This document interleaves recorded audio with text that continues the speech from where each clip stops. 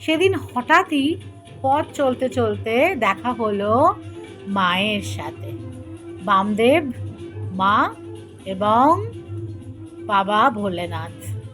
মাকে বললাম, জয় মা তারা, সবার মঙ্গল করো মা, আমাদের চারপাশে সবাই যেন ভালো থাকে।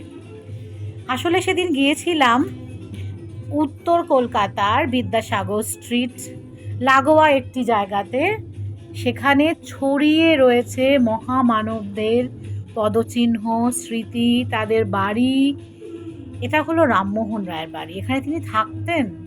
বর্তমানে এটা একটি মিউজিয়াম এবং এটি বিদ্যাসাগর মহাশয়ের বাড়ি। ঈশ্বরচন্দ্র বিদ্যাসাগর এখানে থাকতেন, বর্তমানে একটি মিউজিয়াম।